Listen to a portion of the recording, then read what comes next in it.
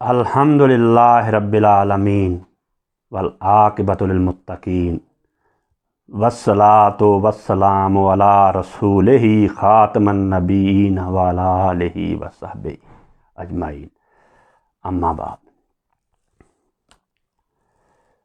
اکثر لوگ جب رسول اللہ صلی اللہ علیہ وآلہ وسلم کے اصحاب کا ذکر کرتے ہیں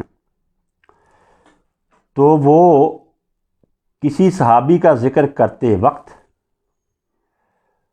شروع میں انہیں سیدنا لکھتے ہیں، سیدنا بولتے ہیں، جیسے سیدنا ابو سفیان، سیدنا مغیرہ ابن شعبہ، سیدنا معاویہ، سیدنا عمرو بن العاص۔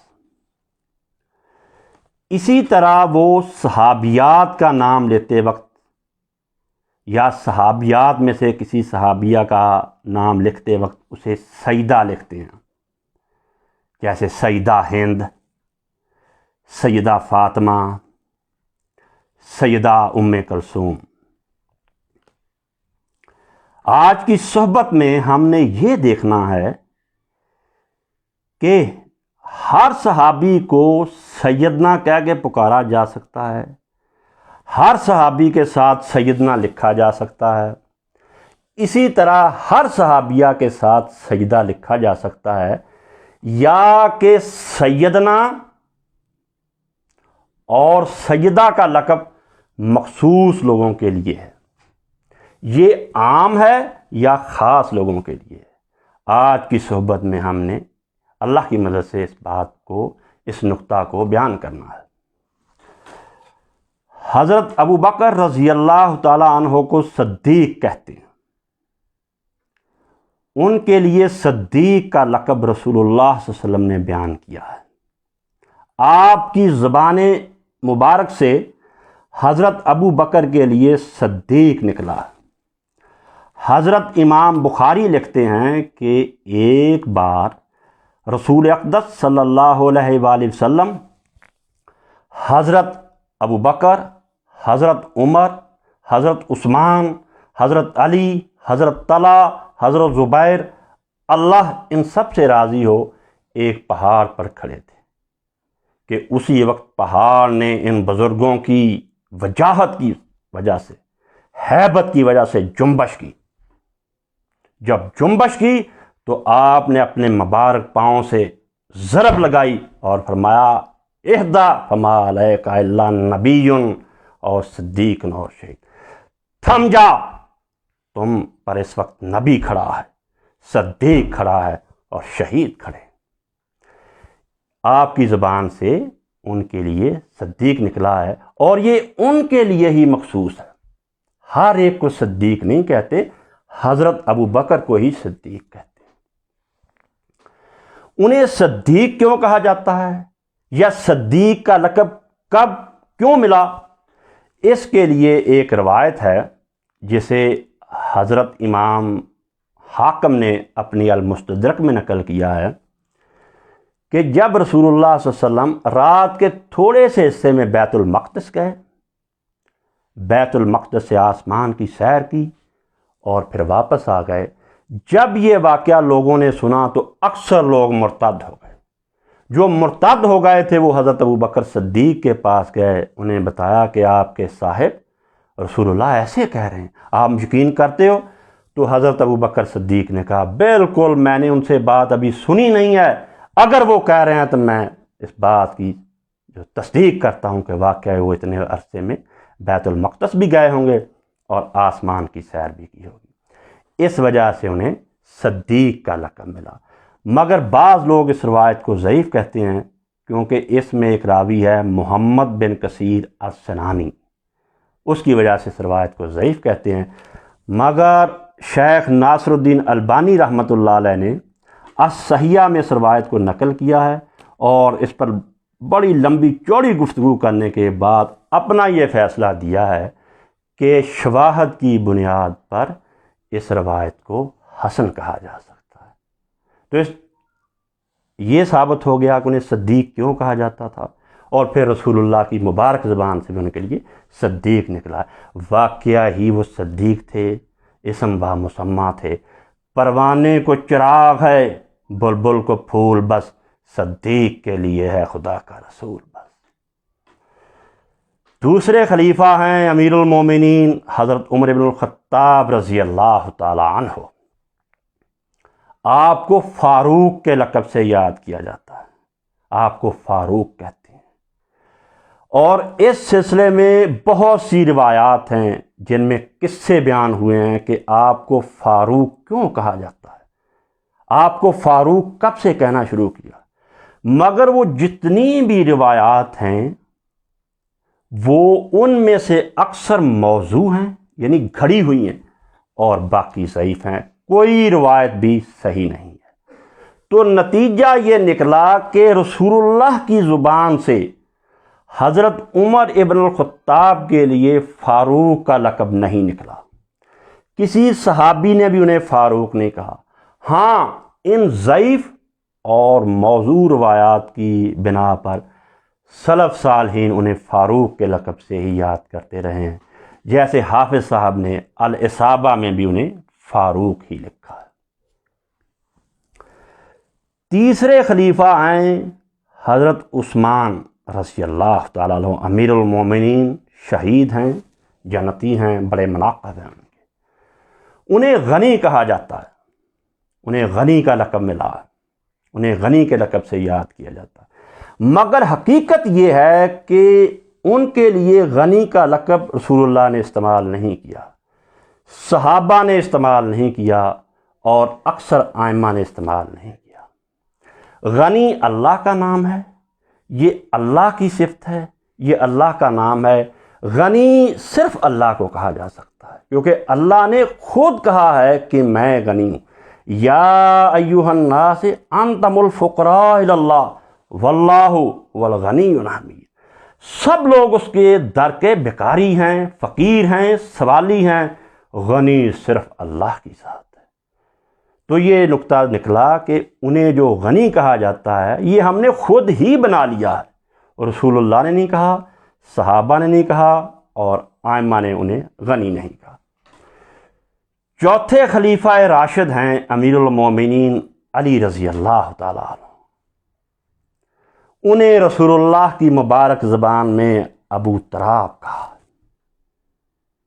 آپ نے اپنی مبارک زبان سے ان کے لیے ابو تراب کا لقب نکالا ہے۔ امام بخاری لکھتے ہیں کہ ایک بار لیٹے ہوئے تھے مسجد میں، اور جو کپڑے کا کچھ حصہ تھا اٹھ گیا، اور ان کے مبارک جسم پر جو ہے مٹی لگ گئی۔ رسول اللہ گئے، جب دیکھے کہ علی لیٹے ہوئے ہیں اور مٹی لگی ہوئی ہے، محبت سے، پیار سے مٹی جھاڑتے جاتے تھے، اور یہ ساتھ کہے جاتے تھے، اجلس یا ابا تراب، اجلس یا ابا تراب، ابو تراب اٹھیے، ابو تراب اٹھ کھڑے ہوئے۔ اب مختصر یہاں بیان کروں گا تفصیل سے کہیں کہ رسول اللہ نے انہیں ابو تراب کیوں کہا، ابن تراب نہیں کہا، یا اور کیوں کہا؟ انسان یہ جو ڈھانچہ ہے یہ مٹی کا بنا ہوا ہے، یہ سب مٹی کا، اس کے اندر روح ہے۔ حضرت علی کی زندگی بتاتی ہے کہ انہوں نے اپنے مٹی والے حصے میں نفس پر قابو پا لیا تھا۔ علی کی سواری علی کا نفس تھا، وہ اپنے نفس پر سواری کرتے تھے، اپنی خواہشات کو انہوں نے ختم کر کے اپنے اوپر اللہ کی خواہشات کو نافذ کر دیا۔ علی کا اپنا وجود مٹ گیا تھا، اسی لیے آپ نے کہا کہ تو ابو تراب ہے،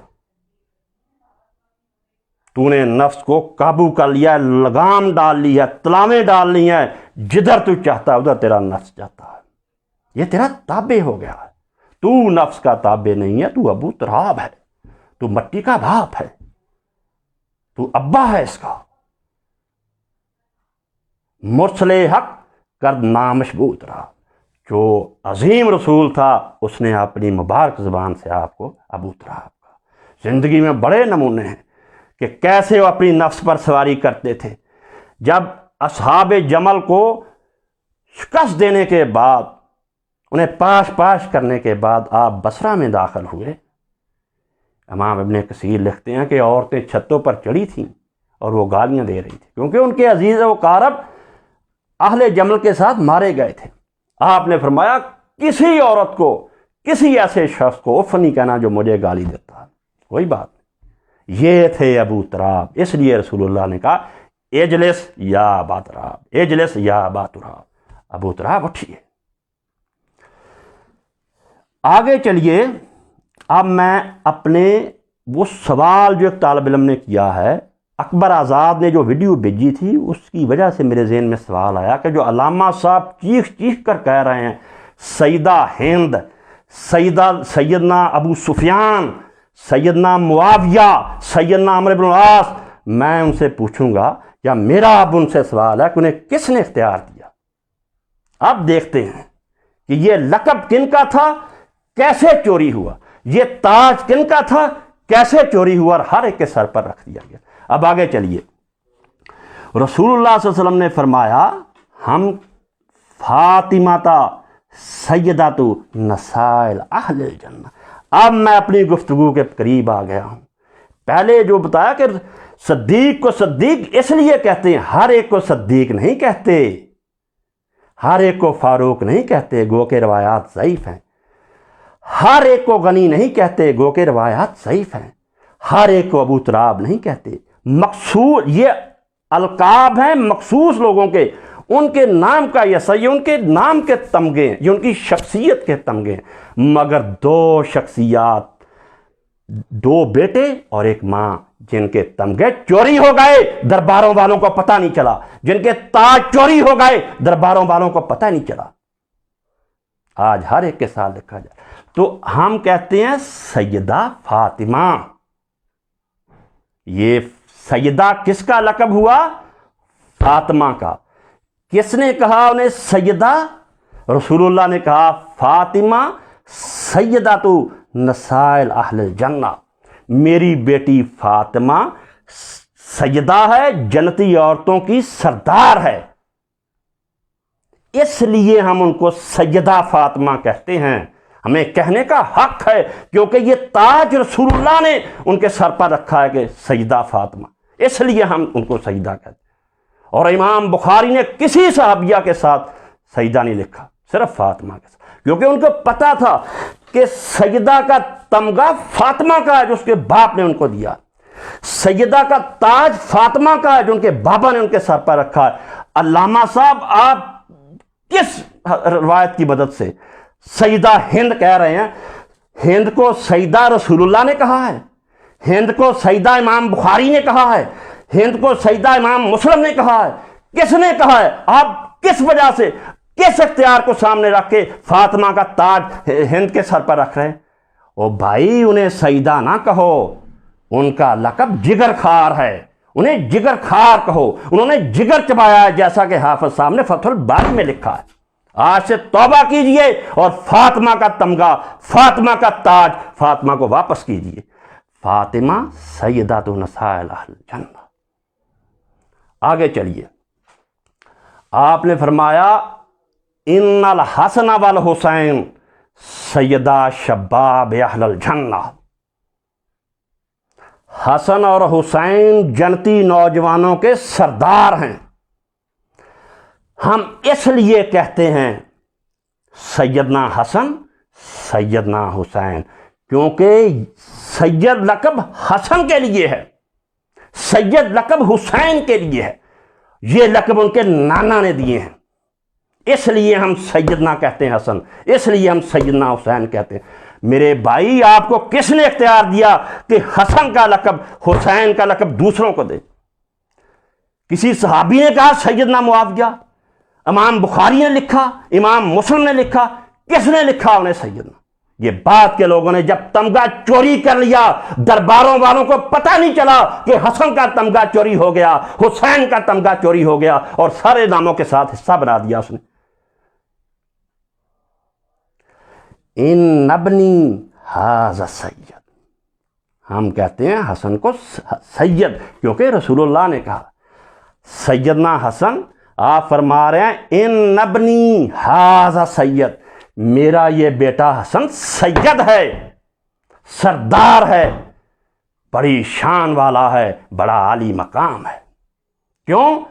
वाला अल्लाह अन युस्लिहा बिही बैना فئتین عظیمتین من المسلمین، یہ سید ہے حسن، اس کے علاوہ ہر ایک کو سیدنا نہ کہو، سید حسن ہے، سردار حسن ہے۔